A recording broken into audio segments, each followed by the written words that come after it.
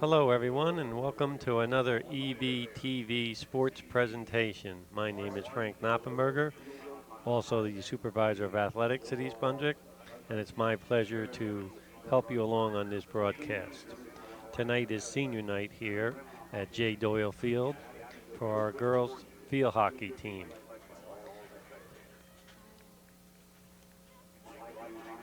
And in a minute, we'll be introducing the seniors and their parents.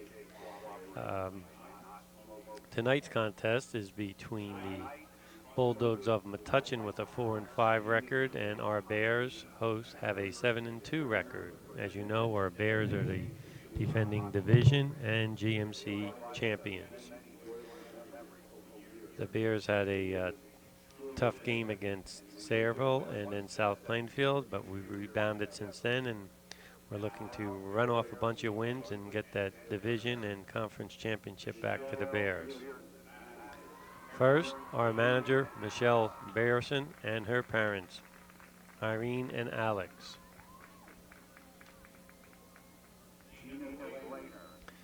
Gina Blanner, and she is with her mom, Nikki Spinazzola, and Mr. Ed Blanner.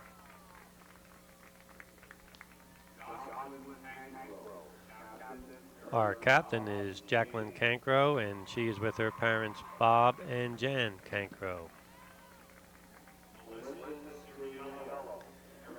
Melissa Suriello and her parents, Bob and Linda.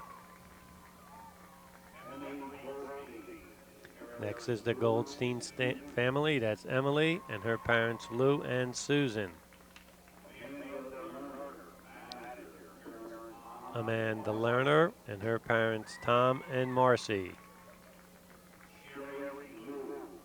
One of our other captains is Sherry Lou, and she is with her parents, Kelly Fang and Dashan. Rasham Patel and her mother, Madhu Patel. Rasham has been an outstanding member of our training staff for the last 4 years.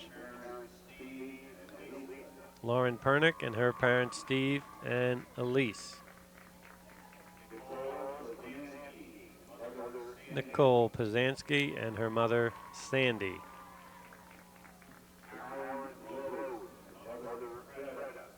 Taryn Rhodes and her mom, Frida.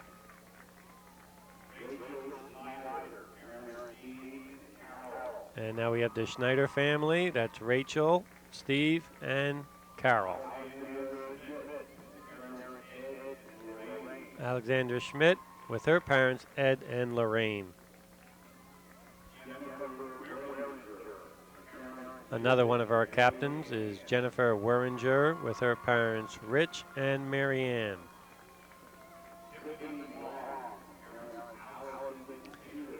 Tiffany Wong with her parents, Allison and Peter. And last, but certainly not least, Lydia Yu with her parents, Rebecca and Ding. That's our senior athletes for this 2002 field hockey team. Congratulations and good luck. Good luck for the remainder of the year in the state and conference tournament. Welcome back to J. Doyle Field, home of the Bears. And with us tonight, our guest is Mim-Chappell Eber, our expert in field hockey. Mim, welcome back. I know you've been here many years, and we appreciate it. Just for our new listening audience out there, could you please give us a little history or a background of your field hockey experience? Yeah, it's great to be back here. Thank you. I've been playing about 37 years now. I played in junior high school and high school, college, and I've been playing adult club leagues since I graduated college in 1978. I played for a ladies team for a number of years, and now I play for a co-ed team. So there is a place for women after they get out of high school and college to continue to play, like in the recreation type. Yes, there is. There's a league in North Jersey, which is called the North Jersey League. It's part of the North Jersey Field Hockey Association, and women play that league. There's a league out of New York City where there are a lot of New Jersey residents that play, and that's the NEFA League, which is a league of men's teams and women's teams. And then there's a league that plays out of Montclair State University, which is co-ed, which is mixed teams, 5 men and 5 women on each team. Oh, that's good. And you think is it, I know South Jersey's very big in field hockey, and I think that's got something to do with the Pennsylvania connection. North Jersey is also pretty big. It's growing. I was raised in South Jersey, so What school was that? I missed all that. I must have been sleeping. I don't think I said. I was raised in Cumberland County. I went to Bridgeton High School, which is down in the southern part of the state. Field hockey is very big in South Jersey. I've been up in the North Jersey area since '73, and it has grown tremendously. The girls are getting more and more skilled. So we're starting to see the competitions between the southern part and the northern part of the state. I don't think 5 years ago, especially in East Brunswick, you'd see girls walking around with field hockey sticks. Now it's a common occurrence. It's almost like watching the kids walk around with a basketball or a soccer ball. Cindy's done a wonderful job. She is our field hockey program. She really has taken it to the next level through nothing more than a lot of hard work. And the girls take a lot of pride in their field hockey team, and that's a direct reflection of Coach Todoroff and how much effort she gives into it. They reflect her enthusiasm and her love for the game. We've got a lot of girls playing in college, as you know, right now, and they're constantly coming back later to see Coach. So our field hockey program has really jumped the next level. And that's all as a result of Cindy getting the kids involved in camps and leagues, as you were saying. Yeah, well, Cindy's very passionate about the sport. I've known her for close to 20 years. I played with her when we both played on the North Jersey team. We were 2 times national champions, and Cindy and I were both on that team. So I've known her for a number of years. She has encouraged it to become a year-round sport for the girls. A number of the girls play on outside club teams. So she is very passionate, and she works tirelessly to improve the sport and the team. I think exactly what you said is why we're so successful, and that's because we've turned it into a year-round program. I know Cindy's always telling me they're playing in the summer league, and then the spring there's the Garden State games and all those other tournaments that they're getting into. She runs a great youth program with our younger kids. As a matter of fact, I know she's approached Lee Gerhardt in recreation about the possibility of running a field hockey camp, a half a day for a week, for the young kids to get them really exposed to it, because there are a lot of kids out there that want to be involved in sports. And soccer's become very specialized, so by Cindy introducing this to the younger kids, we're going to get more and more kids involved. And like I said, that's a credit to her. Yeah, she works very hard for this sport. I mean, and field hockey's not an easy sport. It's a game of experience, so it takes a while to learn these skills and to hone them. Not to mention the rules. Now, I'm sure you know them like anyone else, but I know there's a lot of people out there, including myself, that sometimes wonder, well, what was that call? So I may be asking you along the way, sometimes role-playing to explain it to our audience. Well, I hope to enlighten you about those. Good.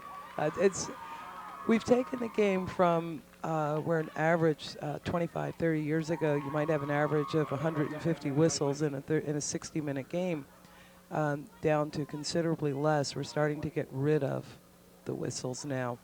So a lot of the calls you will be seeing, or non-calls, will be in the official's judgment. There was no call. There was no advantage gained by the foul. So they're getting rid of the whistles to make it more spectator-friendly. Well, what I really like, and soccer has copied a little of that from field hockey, is the overtime procedure. Then when they go into the sudden victory for the overtime, and when is it again that they take a player off? Is that in the straight first overtime? In the overtime, it's a 7v7. 7v7. So they'll play with 7 players for 10 or 15 minutes, whichever they're going to play today, if there is a tie. So it'll be a straight 7v7, and this is a full field It's very tiring. And it's sudden victory. The first team that scores wins, I believe. Yes, yes. And what is the rule about substituting on that? It may be different in different. Same substitution. They're called rolling subs. You can sub freely. Or you can. Yeah, the only people that aren't allowed to come in is if they were yellow carded. Well, actually, if they were red carded, they're not allowed to Right. sub in. If they were yellow carded, they have to serve the remainder of their 5 minutes before they can go in. I thought there was a rule that in the overtime, if you sub 4, you couldn't go back in. I must have been dreaming or thinking that one up or something. Well, about 30 years ago when I was playing, Maybe. if you came out, you couldn't go back in. You were only allowed 3 subs during the That's something like a full game. like a volleyball.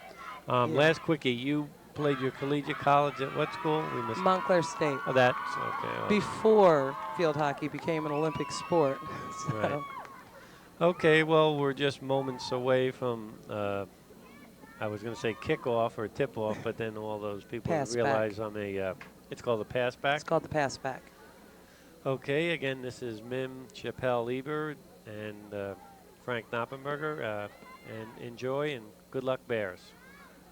And on this pass back, it doesn't have to go backwards anymore. It used to have to go back. That player is free to hit the ball in any direction she wants. And she's going to hit it forward.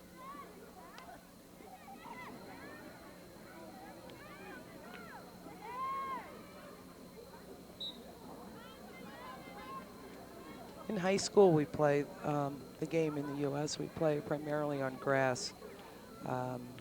So you get a lot of the bumps. Yeah, unfortunately, this is a bumpy field. We get a lot of use out of this field. We use it in the spring with the lacrosse, and in the fall we're doing a lot of soccer and, as you know, the football right now. So it may not be the best field for field hockey, but our grounds crew did a great job getting it ready for today. The grass is short. That matters.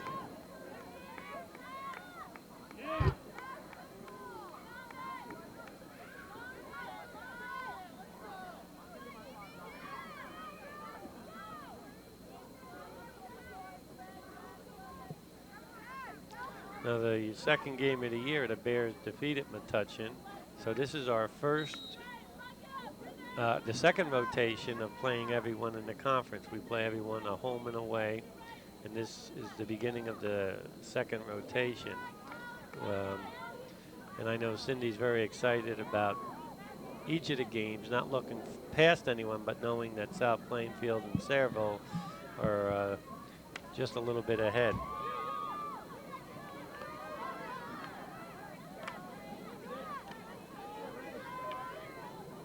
The official held up his arms, and that's a no call. In other words, he didn't think that was dangerous, so he's going to let the play continue.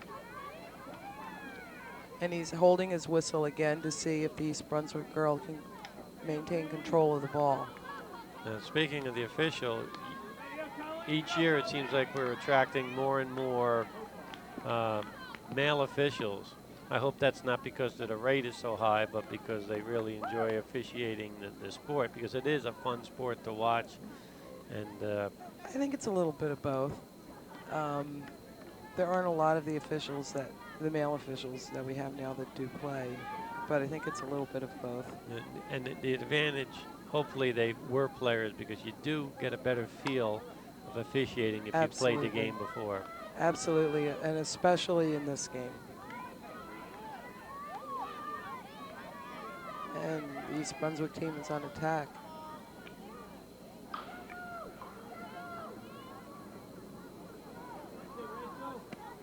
That's Tiffany. Is that Tiffany Wong with the ball there, number 8? I believe it is.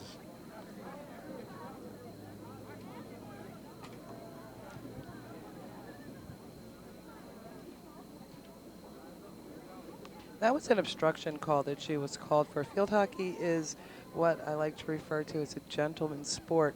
You have to allow your opponent, you have to present the ball for play to allow the opponent free access to it. That doesn't mean you have to give it to them, but you do have to present it for play. So you won't see picks in field hockey like you do in basketball, because that is illegal. Right. Well, I admire the field hockey people for mandating the mouthpieces. Matter of fact, I think all sports with any type of contact, and soccer is a contact sport, that they should mandate that mouthpieces are part of the equipment. Absolutely. They not only protect your teeth, but they also protect you from concussions. We've been talking, Mr. Hosser and I have been talking to some dentists in the area. Um, you know, Patterson, Dr. Patterson, one of them, and Elkins, another one, about, doing research and sharing that with the parents. But that's a different issue, a different sport. Let's get back to field hockey. Sorry about that. They're just playing back and forth, and that's what I call hacking. Is field hockey a lot like football in the beginning, where teams are feeling each other out? Yeah, I think in most sports, you spend your first 5 or 10 minutes feeling out the other team, along with feeling out the official, what they're going to call, what they're not going to call, how the other team plays. The girl that you're marking, are you faster than her? Is she better than you? So there's a lot of feeling going on right now. And then they'll settle down and play the game. Then condition will come into play a little bit too, right? I mean, the superior athlete and the conditioned athlete will probably 10 minutes into the game will already start dominating. Do you see it that way? Yes, the athlete that's really in condition is going to stand out. And once you get about 25 minutes into the first half, you'll be able to absolutely tell who's tired and who's not, and who's been doing their running and conditioning. Well, with all that bending, it's got to be tiresome for those kids out there. I mean, straight running is a little easier than the bending and the turning and the twisting. Yeah, and your legs get very tired because you actually bend from your knees. Even though it looks like their backs are bent, you actually bend from your knees. So hockey players' thigh muscles and gluteal muscles are very large from that bending. Okay, now give me this is a corner. Give me a quickie on this. Okay, this is a corner. There are 5 defenders behind the line. They can be anywhere they want on that line, but they cannot be within 5 yards of that player hitting the ball. Once the ball comes out, the player must control it before she can shoot at the cage. So she couldn't just swat at the ball and hit it towards the cage. She has to make an attempt to control it. Those are high school federation rules. If you're looking at FIH or international rules, the ball actually has to be stopped dead before there can be a shot on goal. Oh, that's interesting. That's I think one that's of a pretty the good rule. Yeah, it's the intent of the rule was to take out the danger in hitting the ball right at the cage, because you do have there's a chance of lifting the ball into an oncoming player.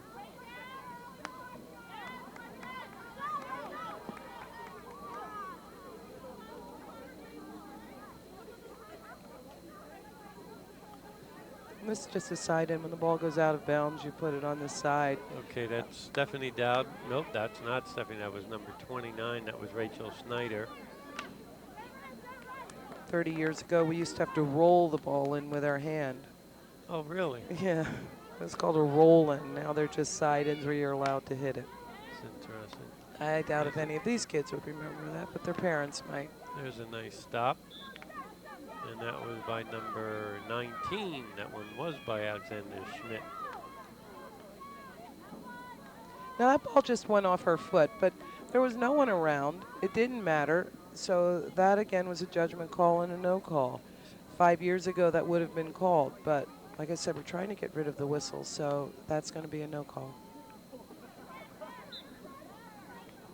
And there's that obstruction rule where the ball got behind her, so the Metuchen player didn't have a chance to play the ball.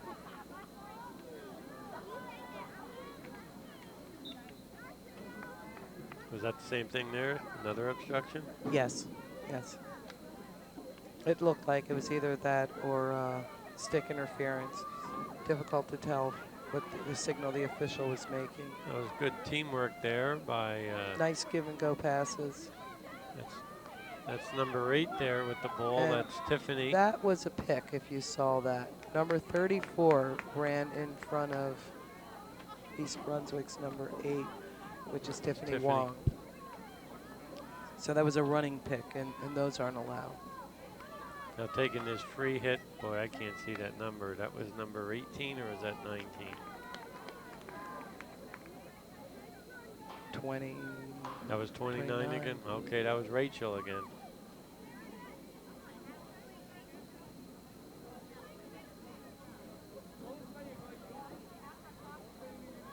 8 ball girls.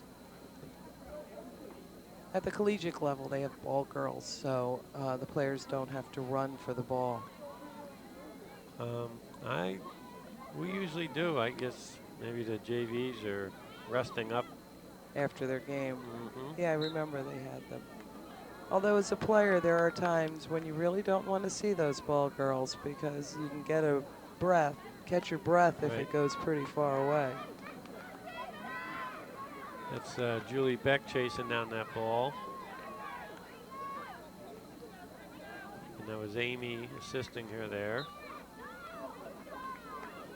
You know, we were talking earlier about the difference between South Jersey and North Jersey and how the skills have really improved. Some of the skills that these girls have is just remarkable for up in this area. So we are getting better. We are growing. There's Tiffany on that pass to and Jen here we're gonna Warringer. It's a little far off her stick. Tiffany. Now his hand's up and that. He's holding the whistle to see if, you know, Tiffany could have gotten control of the ball. She didn't, so he's giving a corner. And a corner is given for a foul that occurs inside that 16-yard circle by the defense. Foul occurs by the defense inside the 16-yard circle. And there's all plays off of these circles. They're not just hitting the ball out there, correct? Correct. They have all different plays. And everything in all sports is the same. And you got to get the ball in the middle of the field. You got to spread the defense and get the ball in the middle of the field to get a better angle on the goal. Yes, and to get rid of the defense in there. So if we bring it down the sides, the defense stays wide, and that'll leave the middle open. Which is East Brunswick has been doing that well this evening. And this player took a, is that Tiffany again? That's Tiffany, number 8, She right? took the ball to the right, which is the non-stick side of the other team, so it's a little more difficult to play on that side. So if you bring it around to the right, she can get past the defense a little easier. Whereas if you take it to the left, you're actually taking it into their stick. Into the right. You know, that using the one side of the stick really must take getting used to, huh? It does. It does. And left-handed players, because it is a right-handed sport, left-handed players find it a little difficult to learn the game, but they tend to excel because your left hand does all the work in this game. Your left hand is the hand that's at the top of the stick, and it does the work. Your right hand is just a guide. There's a nice shot by number 19, Alexandra again. And there she goes around to the right. Pretty tough kid there.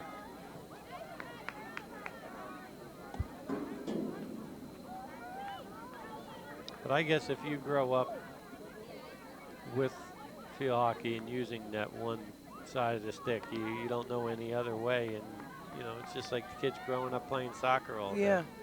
I mean, I play floor hockey every now and then. When I was a teacher, I used to play floor hockey with the kids, and I found myself turning over the stick rather than playing with the back side, and the kids used to laugh at me. But you just get so used to it. What do you see here? Do you see what do we need to do to put a few goals in there and make old Mr. Knopp relax here? We need to, I think, pass the ball more to our sticks. We're having a little bit of trouble controlling the ball. It's coming off our stick, and the defense is picking it up. Metuchen's picking it up. So when a pass is made to us, we have to keep it on our stick when we dribble, and Tiffany Wong does that very well. She keeps it right on her stick. Again, she's a senior, so she's played the game a little longer. Oh, she's been around. Right. And she's keeping it on her stick nicely. That was a nice pass. You see, that There's was a a nice little feed. far off her sticks, but she got lucky. And I think Tiffany's going to catch that. Yes.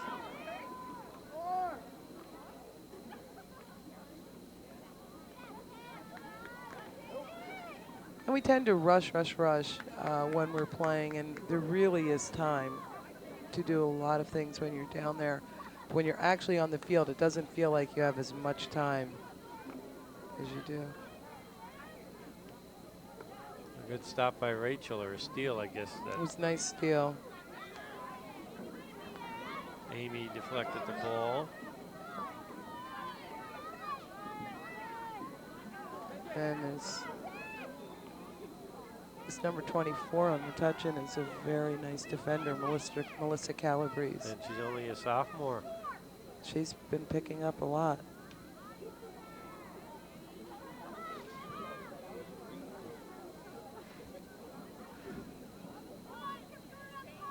So we're taking the corner from the other side. The advantage from taking the corner on this side is that you're actually hitting the ball on their non-stick side.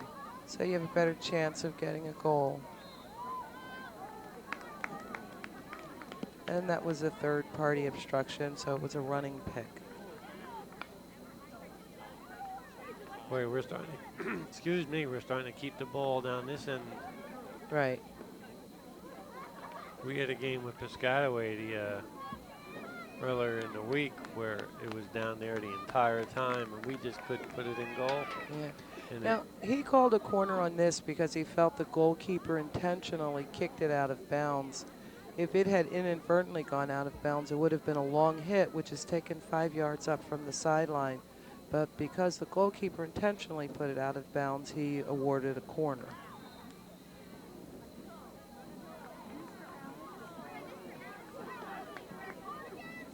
I'm not sure what happened there, but I don't like it. I'm not sure. The only thing I can figure out is you must have 1 foot out of bounds, and she may have had both feet inbounds, which is not called very often. I'm not sure what he called on that.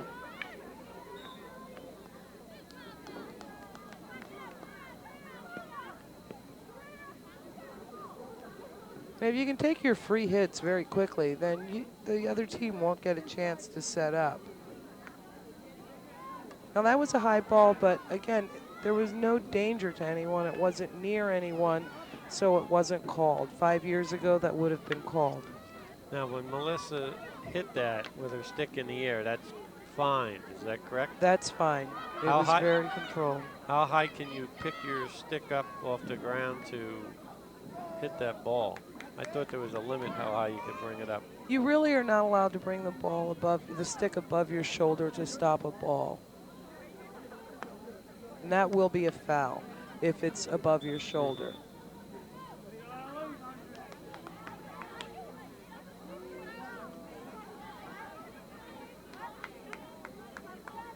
And the girls, you know, because they're playing more, their stick skills are getting much better, their ball control skills. This is a game of control. It's not easy to control that little ball with that little stick. Melissa Suriello chasing that ball down, I believe. She caught it. That ball's getting smaller, you know. It feels it. It looks it.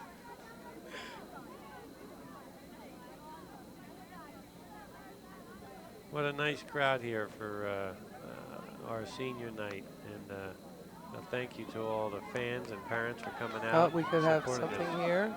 All right, come on, put that Now in. you see how Tiffany's keeping her stick on that ball. She's not going to let her stick There's off. a goal. And that's a goal.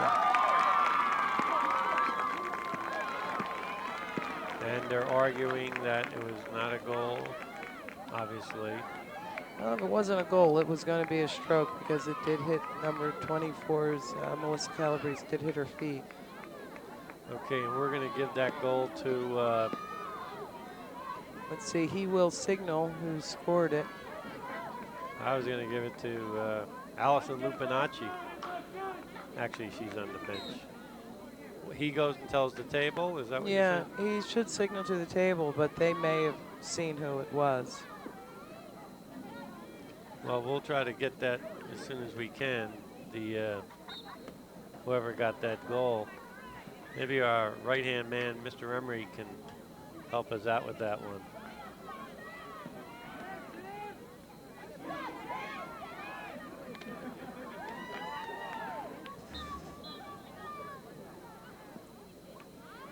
Well, East Brunswick is certainly dominating this game now. Now, you know it's impressive that Metuchen is a real small Group 1 school, and yet they're still able to field a field hockey team and a very, very good soccer team. It's a nice town with a lot of...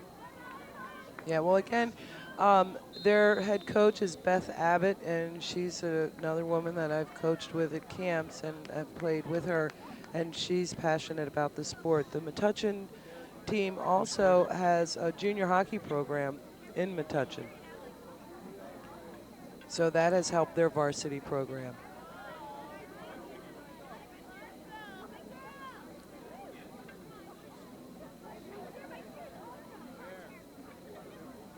And Metuchen has called a timeout. Okay, the official scoring on that from Mr. John Emery, who's the official scorer for the International Field Hockey Association.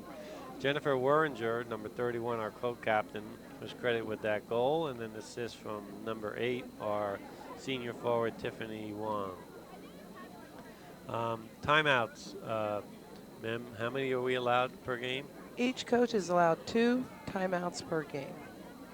And you can take them both in the first half, second half, whatever you wish. You can take them in either half or the overtime whenever you want. Your team must have possession of the ball in order to call a timeout. This timeout was called by Metuchen. 2 timeouts in 60 minutes seems rather... Looks like they would need more, no? Or well, when you're looking at 2 timeouts, it's actually 4 because each team is allowed 2. right, maybe basketball should catch up to field hockey or something. 'Cause they must have about 15 and then 3 or 4 TV timeouts. Just kidding, all you basketball fans. Sometimes I've called a timeout just so my girls can get a break if it's a fast game. You know, 2-minute break is great. Originally, I think that's what timeouts were part of the game, to give the kids a rest. And now, of course, we're in such good shape. I mean, all the athletes in all the sports is that's more of a strategy type thing now. And yes. I think that's why the coaches push for that, to call that timeout, change the momentum, and make adjustments. Yeah, okay. So I had spoken to Beth Abbott, the coach of the Metuchen team, before the game. She told me her game plan would be to play defense and make the most of their offensive opportunities. So she's starting out according to her game plan. Well, that makes sense. If they're the favorite team, you got to do something to keep right. it close. And you know, if you're the underdog, and you make your kids believers, and then they're going to start, you know, sincerely believe they're going to win this game and put pressure on the favorite. There's 11-10 to go in this first half of action here, and the Bears are up 1-0, and that was a goal by Jennifer Werringer. And if the Metuchen team can get a long ball, they just may get behind the East Brunswick team. And one of the drawbacks of playing offense the whole game, which is what East Brunswick's primarily been doing, is that your goalkeeper is not getting a lot of action, and that's a time when you know, your opposing team can come down, take a shot, and it'll go in. Because you get out of sync, you're not concentrating as much, and yeah, I can understand that. But our goalie, pretty good. Our co-captain Jackie Cancro, she was a starter last year. She's an excellent goalkeeper. And she has good roots. Matter of fact, her wish good luck to her father, who's in his second year of being principal at our rival North Brunswick High School. That must be interesting at home on game day. Yeah, I know North Brunswick's working on getting field hockey. They're not there yet. They may have had it a few years ago, but I know if I know Bob, he's really going to be pushing for it. That was a nice steal by that young lady you were talking Melissa. about before.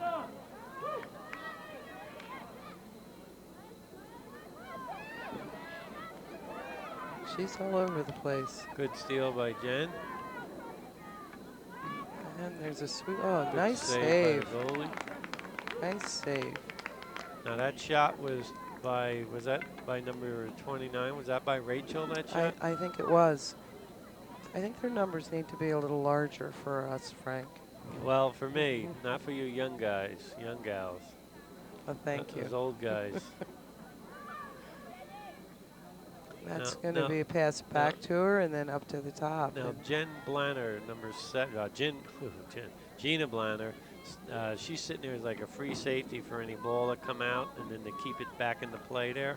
Yes. Is that uncommon just to have 2 people back like that, or because we're dominating, Cindy knows that we can afford to put more up on offense? Those 2 are there just to prevent a fast break. If a ball does get through the offensive line, they will just do what's called containing until the defense can recover. But they're very confident in their corners, their corner play. You'll find some teams that will keep 1 back or 2, 3 even. Oh, really? If we were playing on AstroTurf, this last player would actually be back a lot further because the ball travels so much faster. That was a little high, but I guess it wasn't dangerous. And, oh, this goalkeeper is very good.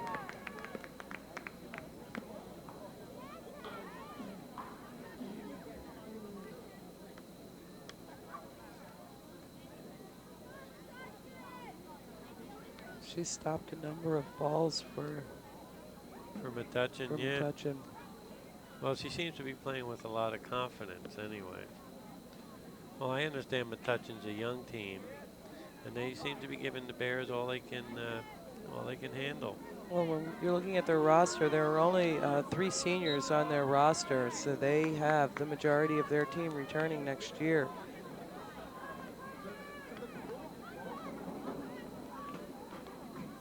That was a nice That's a give very and go. nice series of give and goes.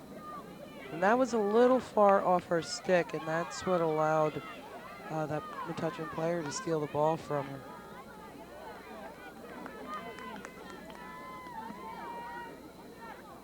Again, the key is to keep possession of the ball.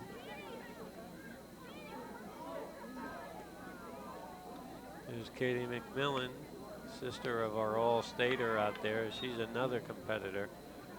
She And, plays on the club team also.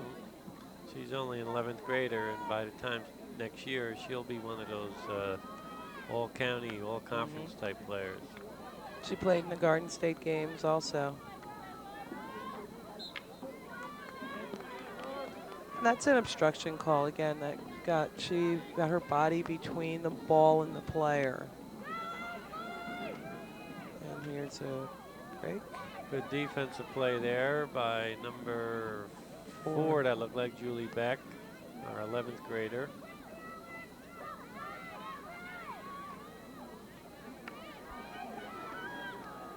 This definitely is a senior-dominated team, but there's enough underclassmen in there like Amy and Julie to give some stability for next year. I mean, it won't be like we're completely inexperienced. As a matter of fact, Amy was a starter last year. And here comes Tiffany again. Oh, she couldn't get by her.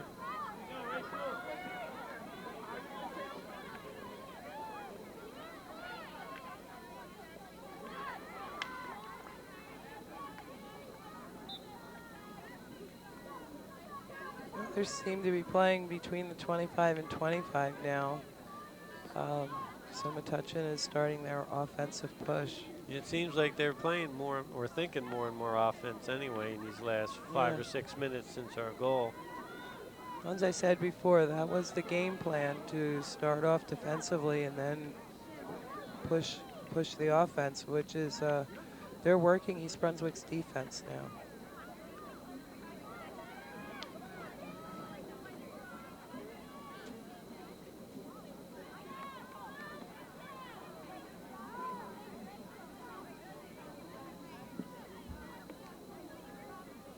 It's going to be a side in for Metuchen.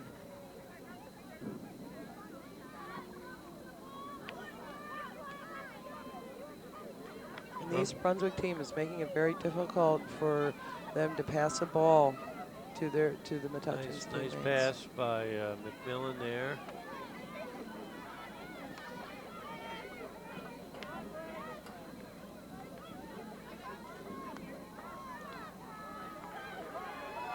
And Tiffany picks it up nicely. Oh, nice feed Nice to one. McMillan,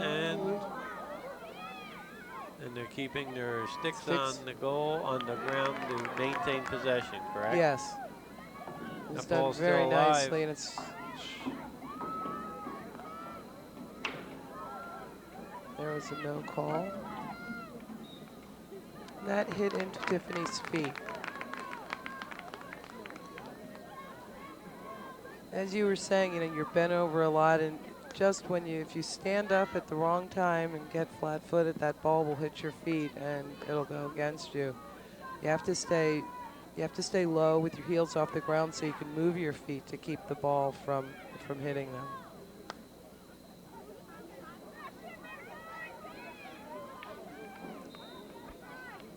Now, last year, I recall, it was a cold night here.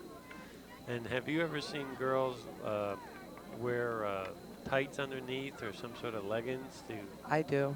You do? Oh, good. So I do. I remember in 1980 playing the National Hockey Festival in Bloomfield, Michigan, in 10 inches of snow. Oh, goodness. And that was before we had colored balls, so not only was the snow white, but the ball was white. And it was cold. It was very difficult to see. It's amazing how a little thing like the color of a ball, I mean, it took for years for people to realize change the color of the ball for visibility. But, that's what progress is in all sports. Yes. You're always seeing changes and adjustments.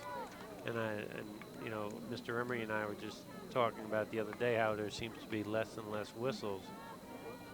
And I'm glad you pointed that out to me because I guess that's a major emphasis upon the officials this year. Yeah, it makes the game flow easier. The players can get into the game a lot easier. It's more spectator friendly. They don't have to wonder why the whistle's blowing. Again, he's signaling for the ball to hit the foot. And that's called advancing, when it hits your foot or your body.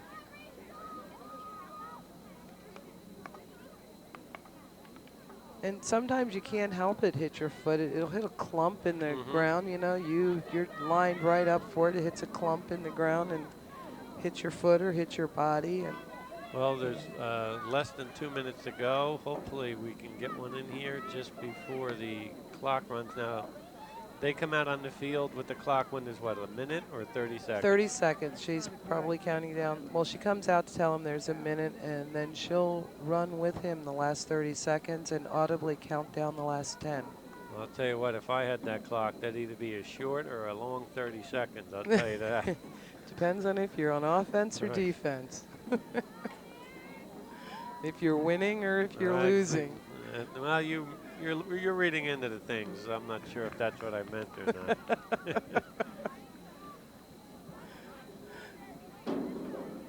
Sometimes the clock can be your friend.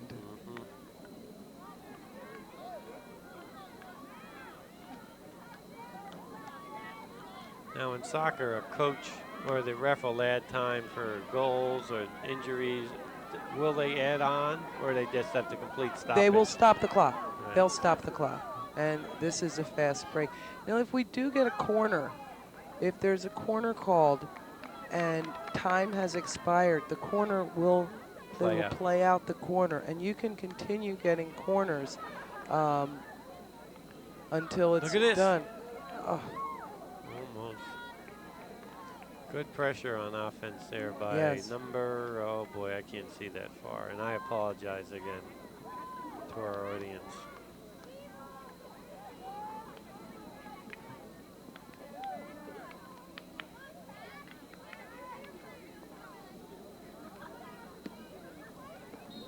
I was going to say there must be 30 seconds, less than 30, because she was on the field.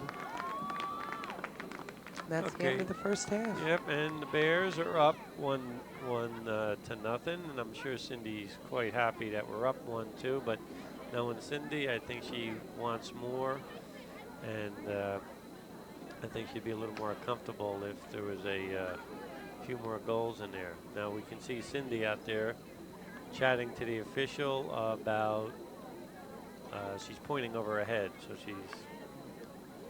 The officials tonight are Bill Holliday and Margie Wintermeyer.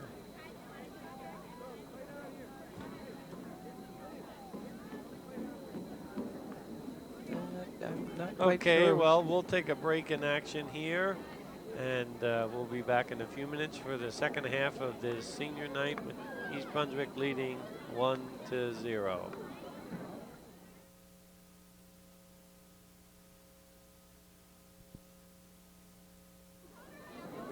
Okay, we're back here at J. Doyle Field, and we're ready for the second half of the contest between the Bulldogs and the Bears. The Bears have that 1-0 lead, and we had a few corrections and a information about overtime from our guest speaker, Mim. Mim, would you tell us about the number change? We were calling someone by the wrong name. We were calling the defender number 24, Melissa Calabrese, and her number is actually 34, and her name is Vanessa Koulibaly, and she's a junior. Regardless, So she's a very good athlete. she's a very solid defender. And what did we find out about overtime again?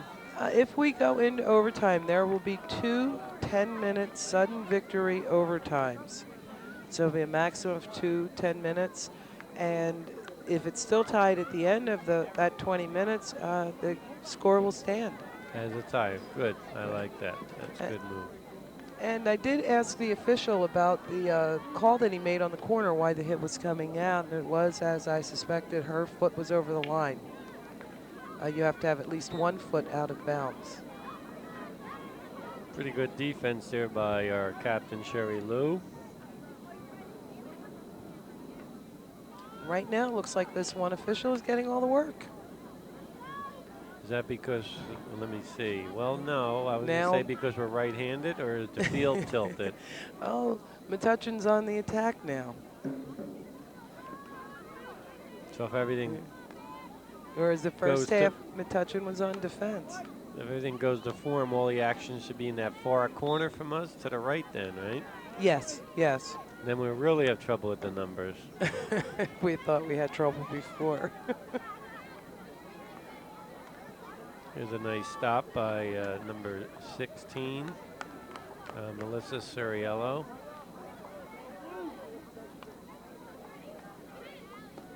Tell you, it's a little chilly out there, but the crowd's braving it. And here we have number 19 bringing the ball up. I'd say we got about 200, 300 people out here. On a beautiful Monday night in East Brunswick. It's a beautiful night to play. Playing, it's great. This weather is great to play in. You don't get too hot. There's enough of a coolness to keep you cool. And what I like is, I mean, for the girls' sake anyway, that it's not slick out there yet with the dew and the moisture, which would really make that ball skip. Yeah, it makes it slippery for running.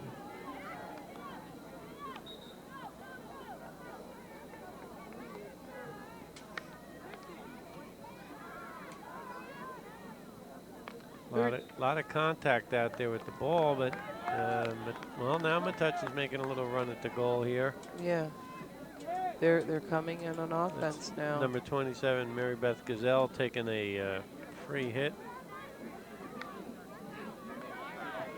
Oh boy! Oh boy! Popped out. Yeah, my depth perception made it look like that was going in. I thought it was also. It came across the cage. I notice how she's taking that hit pretty quickly. Yep, I like that. Put the ball in play. Put the ball down. I always call it step and go. Step on the ball, hit it. Don't let him get set up.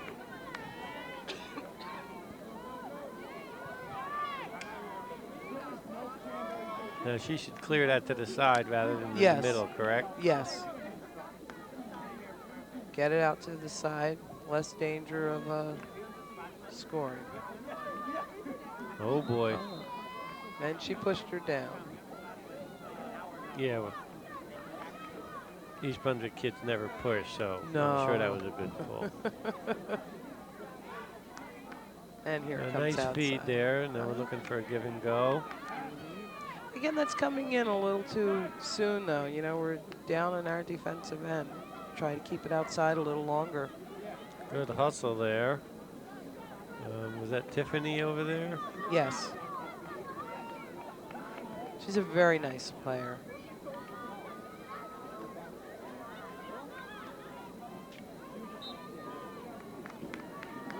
That was a dangerous stick. Her stick was a little high and it could have hit someone. The sticks are made of mulberry wood or they're made of composite materials, which are graphite, fiberglass, and Kevlar. So they're very hard, and if they hit you, they split skin. I'm sure it doesn't matter. I'm sure it doesn't matter if it hits you, it's going to hurt no matter what. Oh, it does. It does. I've been hit my share with balls and sticks. I have a very good plastic surgeon, though, so. Oh, that's good. I think you need one in this sport. It looks like the JV team is coming back now. I think they were doing a little cheering or something on the side there. They're having a very good year.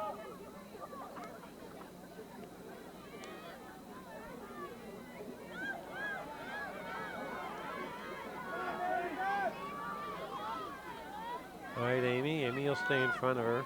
Amy's also a standout on our softball team.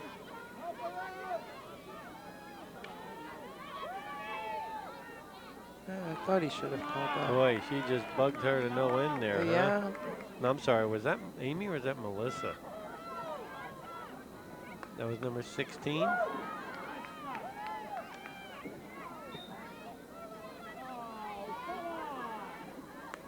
Oh. I can hear her parents not very happy down there.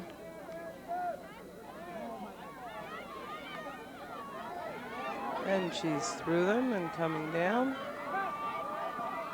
Oh, she's going to go the length of the field. That was That's Jennifer. Jennifer Warringer, and So Jennifer brought that ball down very nicely.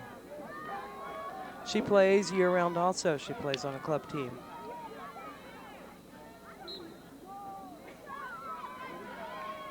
nice backhand by Melissa in there. And here's a corner. On a corner, you have four defenders and the goalkeeper down behind the line, and six of the other 6 players must go back beyond the 50. Now they're taking the corner on the other side, and again, that's an advantage in that you're hitting on the other team's non-stick side. That was a nice cross. And that got behind her body, so there's going to be an obstruction call on that. It was a beautiful cross.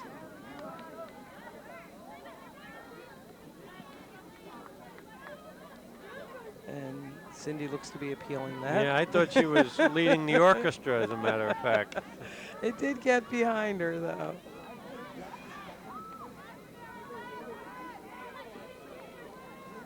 And, of course, it doesn't do any good to appeal, but we try.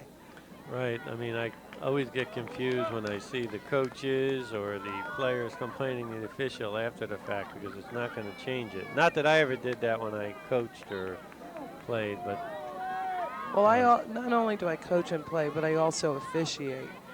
So You do know everything. I try to. I appeal. Doesn't work.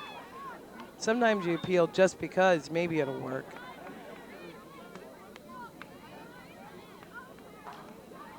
I was saying before how you don't want to get that underdog, leave that underdog into the game and maybe smelling a little bit of victory. Yeah. You know, you want to put them away early, as they say. So we need another goal here real quick before they start thinking they're going to score on us. They have a very good defense, and they're holding very tough. They're blocking the middle up very nicely. I mean, if East Brunswick would bring the ball down the outside to spread that defense. And here comes Vanessa to pick it up.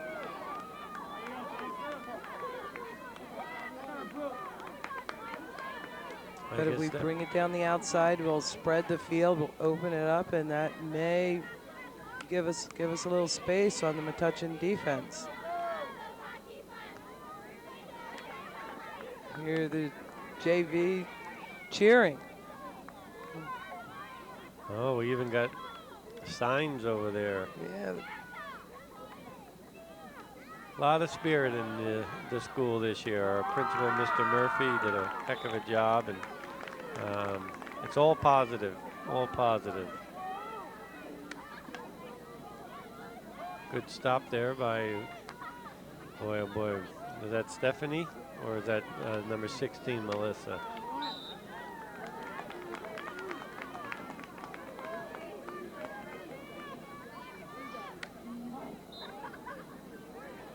Now that was a raised ball, and in his judgment, it was dangerous. There are 3 areas that a ball can be dangerous on the flight: going up, in the air, or coming down. If it's dangerous during any of those times, then they'll blow the whistle.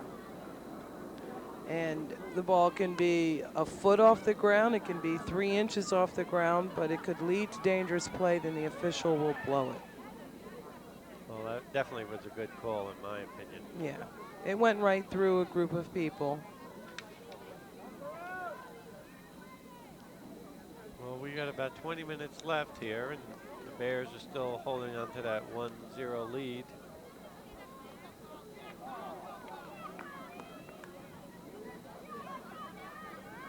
We seem to have picked up our pace a tad, and we seem to be a little more aggressive on the offensive end.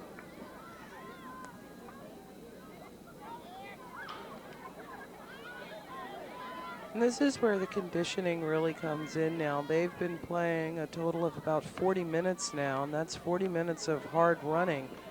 And so the team that's better conditioned, you'll see, they'll just be able to continue running.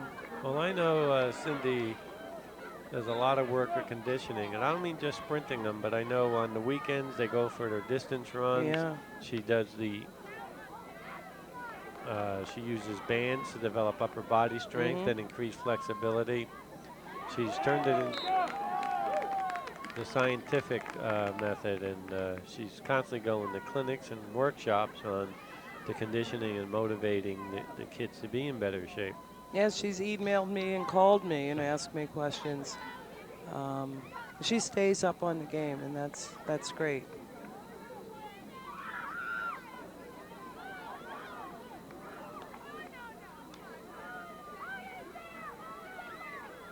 They're just feeding in. Lovely. That's a nice shot. Nice save. That looked like a goalie. It looked like a nice hockey slap shot. Yeah. A stick save on that one. It actually is called a slap shot. I do believe that goalkeeper is Jessica Barkin, the Metuchen goalkeeper. And she's a sophomore. She looks tiny out there, but I'm sure it's just my eyes. But she's a tough one. She's pretty good. She is. We're going to score on this thrust going on here. Watch this. I feel it in my It would seem bones or something.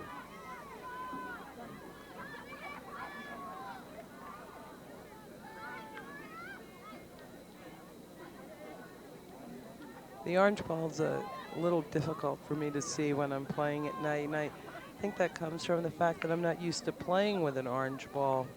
As I said before, I play with men, and 2 of the men on my team are colorblind, so we have to always use a white ball. So when I officiate, even officiating an orange ball, it's difficult for me to follow it because I'm not used to seeing it. That's interesting.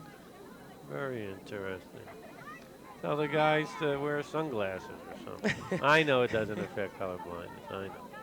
It's the grays. They see in degrees of gray, and it's orange and green are at opposite ends of the color spectrum, so they look the same. Just one's a different color gray than the other. Now, will they use the same ball the entire game?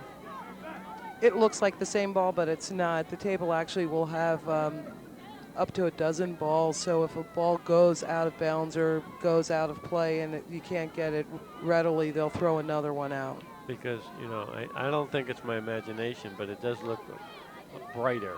They That ball- probably put a new ball out for the second half because the ball does pick up dirt and it picks up marks from the sticks, especially the composite sticks that are painted, and the ball will pick up the color from those, and it'll become dull. So the second half they'll throw out another ball. Nice drive, Gina. You go out for the golf team.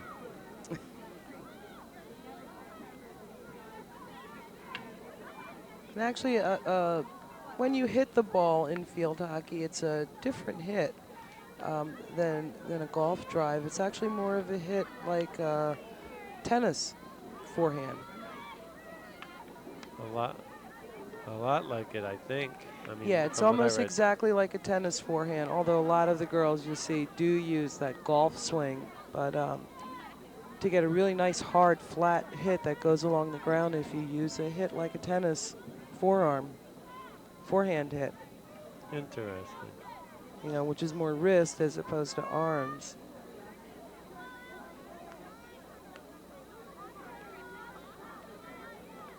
And as the girls get older and they learn more and they play longer, their hits will get harder and they'll perfect that hit.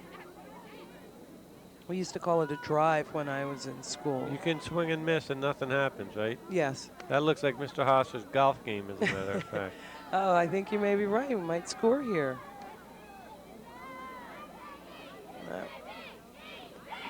It's a long hit.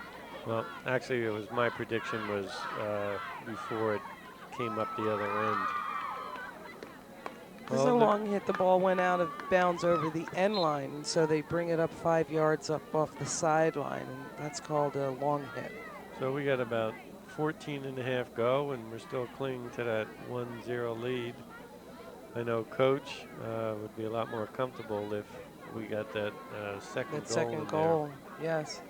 And we're back on offense again, so it seems as if these Brunswick girls have settled into the second half, and we're keeping it in our 50 yards.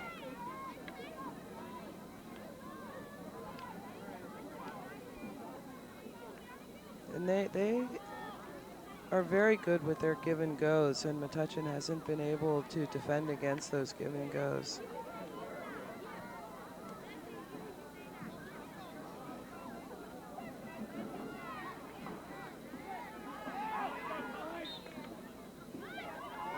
And that was an obstruction call. And we have a timeout for Metuchen. So that's Metuchen's second timeout. They don't have any left. East Brunswick's had the benefit of those 2 timeouts, and they still have 2 timeouts left and 13 minutes left to play. Okay. Well, what will Cindy be telling her kids right now? If I were Cindy, now correct me, I would tell her we've got to continue to be aggressive offensively. We can't be afraid, or we can't play afraid to lose. Because once you do that, then the other team's going to start gaining the momentum. Yes, she's probably telling them you can't be complacent. 1-0 is actually a 0-0 game. You have to play it like it's a 0-0 game. Because Metuchen, we have seen Metuchen come down and get some shots off. And this is a critical time where, because East Brunswick hasn't been playing defense and the goalkeeper hasn't been getting shots, Metuchen could sneak in a goal. So I'm sure she's telling her players to just stay tough and keep fighting, fill in the gaps, keep the ball on your stick. Nothing they haven't heard before. Right.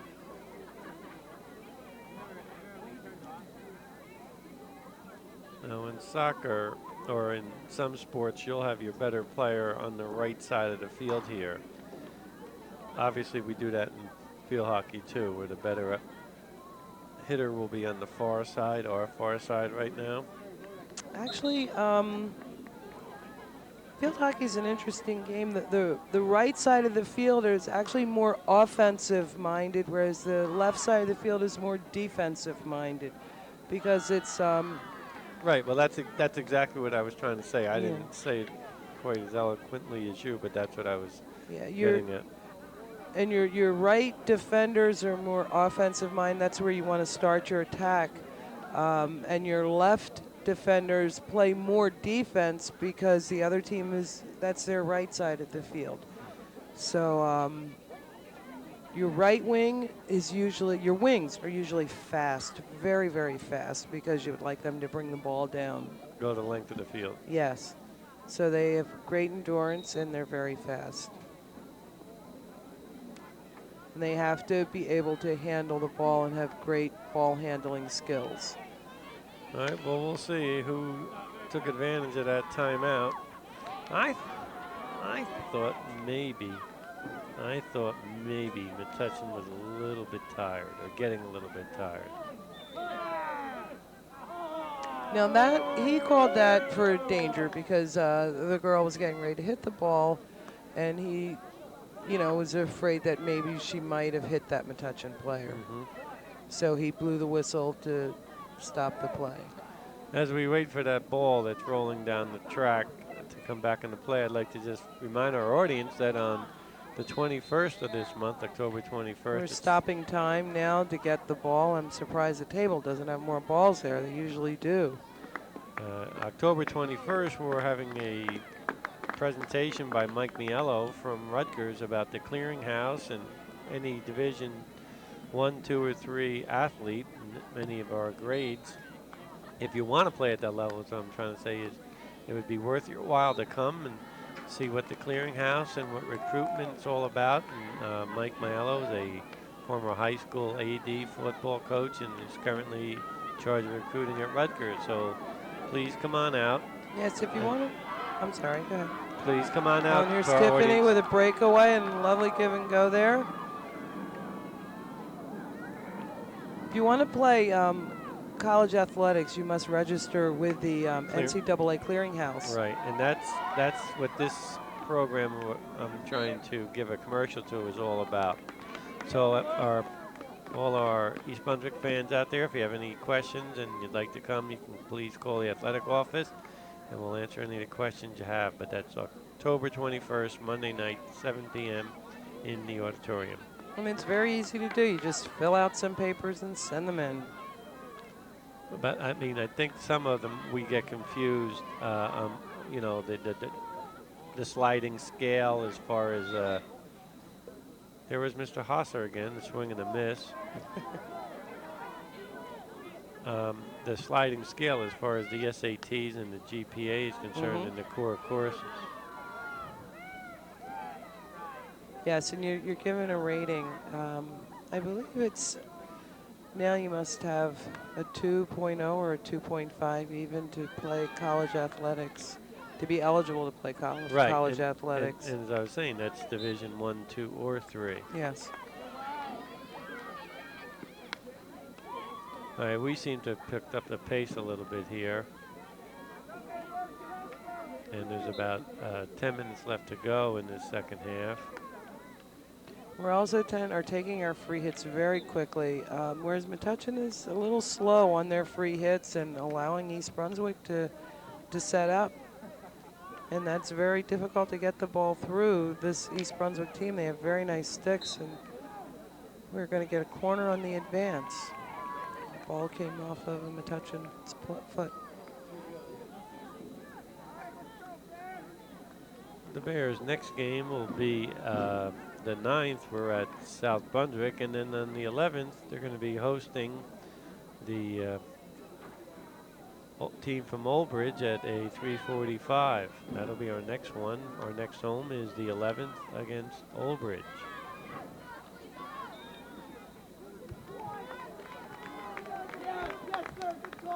Well, that was a fast free hit, and she got it through. That did hit off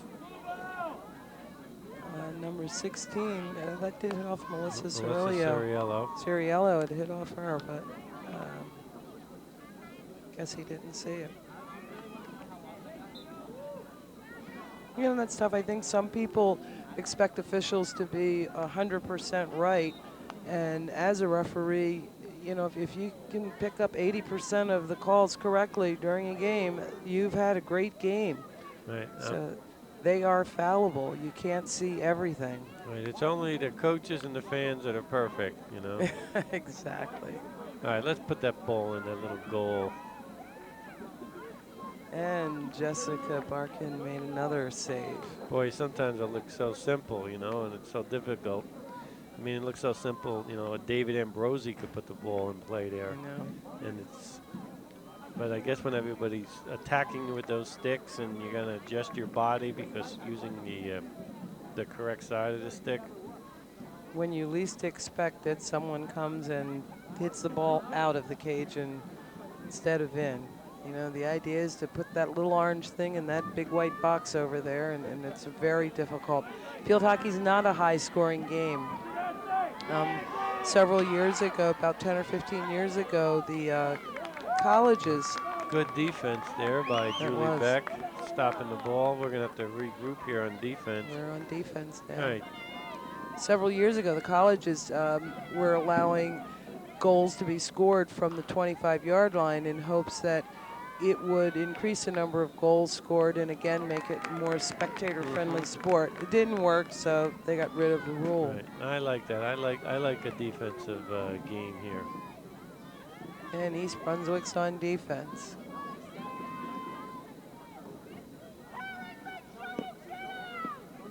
Now I don't like this. This is their first corner. Is this their of the first? game? Of the game, I believe. Good defense in there by number 4. Our goalie's out. Good job by Julie Beck, our goalie. Taryn Rhodes, I believe, is in for the second half. Came way out on that.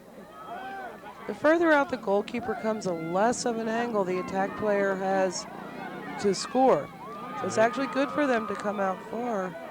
Jen Werringer taking down the middle field. She's got people on both wings. And she tripped. She had Tiffany on one wing and yeah, if she had passed it, it was a 3-on-1.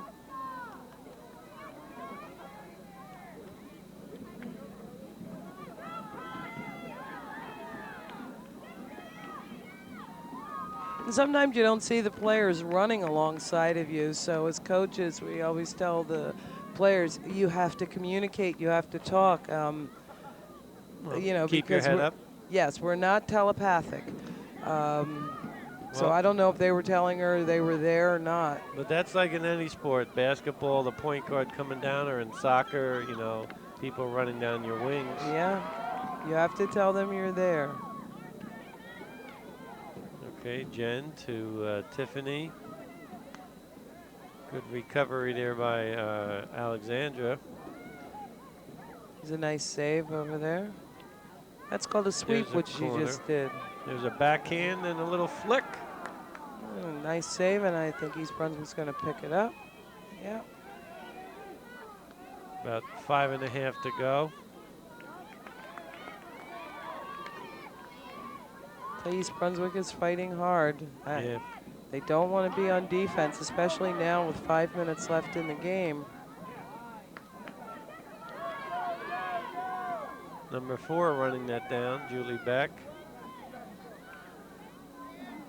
And Lauren Pernick, our 12th grader, plays back for us.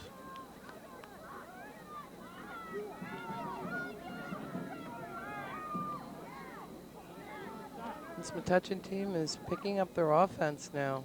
Well, they're always, as you said before, they're always well coached. They're always going to give us a battle. They still are keeping 4 players back, though, just to break, you know, keep a fast break away. Oh, boy, one's way back there, too, huh? Yeah.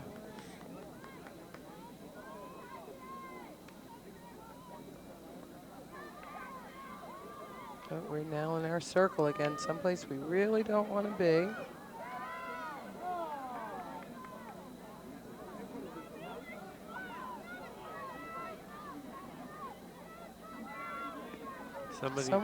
A white timeout. Cindy's calling for a timeout, and they heard it. No, she can't call timeout from the field. From the bench, I should say. Yes, she was calling timeout, and they couldn't hear. The official. I mean, it used to be in basketball you can only call timeout from the floor, which didn't make any sense. And to tell you the truth, I'm not even sure what the rule is in football. But if a coach on the sideline is calling timeout and there's an official right there in front of you, that should be good enough. Yeah. That's my commentary about timeouts. Yeah. All right, there we go. And either the players or the coach can call timeout in field hockey. Cindy's probably calling timeout now so they can regroup. I mean, in the last 5 minutes, they've been on defense 2 or 3 times. Well, Cindy's got him in the huddle there, and her arms were moving left and right and up and down a second ago.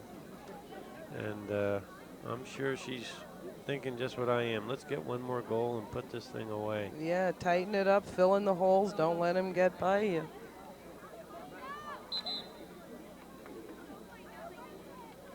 And they're keeping warm by jumping. I was just going to say, me and you are sitting up in this plush press box, and we're very comfortable, and they're probably a little chilly out there, huh? It's starting to get damp out there. You know, you were talking about the dew coming in before. We did see a Metuchen player fall. Not sure if she fell or she was pushed, but the official felt she wasn't pushed, so maybe the field is getting a little slick now.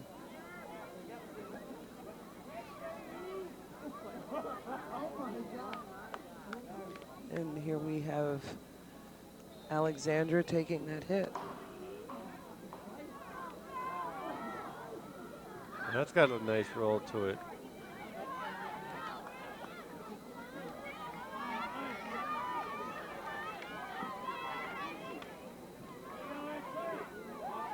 Maybe it'll stay in. Nope, just made it out.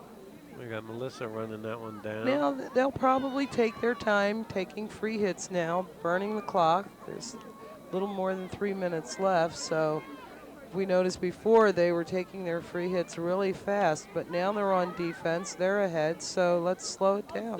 Now in soccer, if you were to really delay the game like that, you could get a yellow card. What would the official do in this situation if it was quite obvious that you're stalling? They will give you a delay of game call. And you just change possession. Change possession if it's, they'll call timeout to stop the clock, and they could card you. They could give a yellow card if they wanted. They haven't made that call at all during this game, so it would probably just be a green card. And that would go to the coach, is that correct? It would go to the team. It would go to the team, the captain of the team. Or they should actually give it to the player that's stalling. Right. There's a nice shot. And they could give a yellow card, which means a player would be out for 5 minutes. It just depends on what the official feels at the time, how blatant it was. Boy, there's Tiffany. She's like the little bunny, Energizer bunny out there. Yeah. She just keeps going and going. She's got to be a pest for the defense out there. A lot of energy.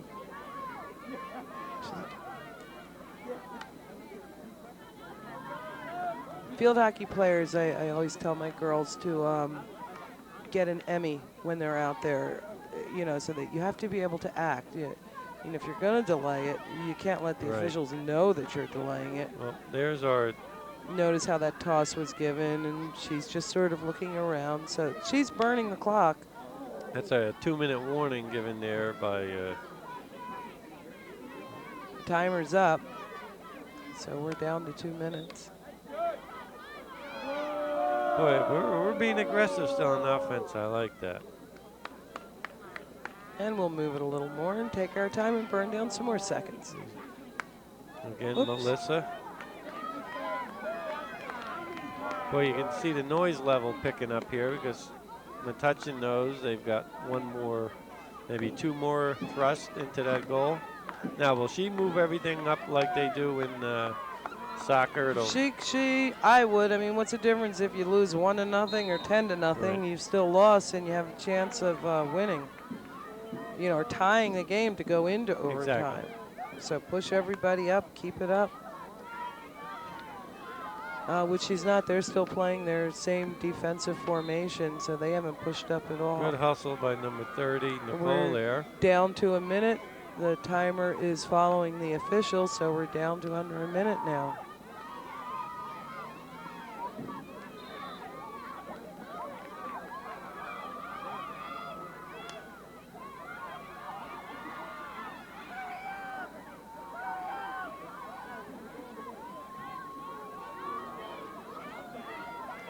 All right, it looks like it was a real team effort for the Bears here as time is running down. It's been an exciting game. That first goal in the early part of the first half, and they just couldn't manage to put another one in. It looks like. Oh boy. Oh, we have a breakaway. Boy, anything Now the can time- happen here. Yep, the timer is following the official. We're probably down to less than 30 seconds.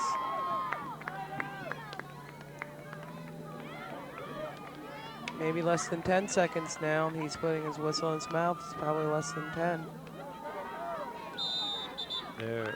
And that's the Okay. game. Well, congratulations to Coach Tartaroff and the Bears, and a special congratulations to our seniors who have had an outstanding 4 years of East Brunswick field hockey. We've had a couple division titles. Last year, as I told you, we were the division and conference champions. Our next home game will be the 11th against the Old Bridge Knights at our complex out front. Hope to see you out there. And Mim, on behalf of the athletic department and Coach Todoroff, we want to thank you again for helping out. You certainly gave us a lot of insight into the game of field hockey and made the night that much more special for us. Well, thank you for having me. With that being said, this is Frank Noppenberger signing off for EBTV, and thank you very much